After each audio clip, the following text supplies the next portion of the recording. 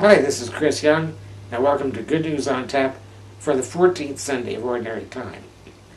Happy Independence Day to you all. I mentioned last week that the readings seemed more appropriate for this weekend than last because they talked about freedom. But this week's readings also have a connection to our Independence 4th of July holiday. In the first reading, people are rejoicing because they are part of Jerusalem, the city of God. And this weekend, we too are celebrating the land that we live in. We enjoy the benefits of living in freedom and in a land of opportunity. The reading talks of prosperity in Jerusalem, and while not everyone in America enjoys abundant prosperity, especially in these difficult economic times, we are a prosperous nation who, to the best of our ability, takes care of its own. We have benefits like unemployment insurance, disaster assistance, welfare programs, and now even expanded health care benefits, which are being phased in over the next few years. These are all reasons to rejoice and be happy that we live in America. Yet the second reading, Paul warns us not to be too big-headed and boastful.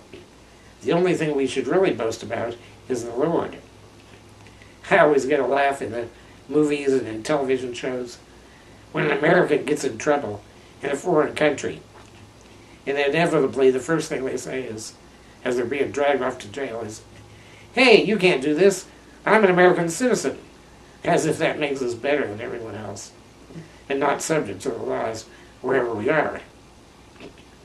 So we can be proud to be American, but we do need a little bit of humility. You know, America has flaws just like any other human institution. Finally, the gospel reading, we learn yet another lesson that's pertinent to this week. Last week we talked about freedom requiring sacrifice, but both secular freedom and the Christian life also requires service to one another. It's not just enough to be disciples and to follow Jesus around and to listen to him. Many of them are chosen to go out and spread his message for themselves, to do the work that God's called them to do. And we too are chosen to serve one another.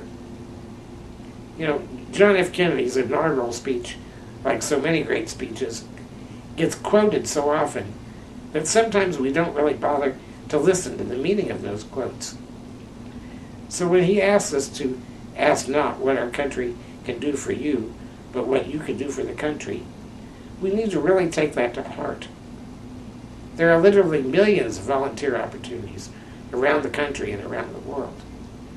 Whether it's building a house for Habitat for Humanity, volunteering at a homeless shelter, or just taking an afternoon off to help with your kids' school, reading stories to kindergartners, or chaperoning a field trip. You know, it's easy to sit back and text a number to the Red Cross to donate $10 for some relief fund. But why not go beyond that? Go out and organize a blood drive where you work. Volunteer to be a big brother or a big sister. Don't just join that walkathon for breast cancer, but go out and drive people to chemotherapy, help organize fundraisers, and not just participate in them. Use that same Kennedy quote not only for your country, but for your church as well. What can you do for your church? Find out who's the volunteer coordinator at your church. And if you don't have a volunteer coordinator, then go to your priest or minister and volunteer to be volunteer coordinator. As Jesus said in the gospel today, the harvest is abundant, but the workers are few. So whether volunteering for your church or your community, together we can make the kingdom of God real here on earth, and in turn celebrate the land of freedom and opportunity in which we live.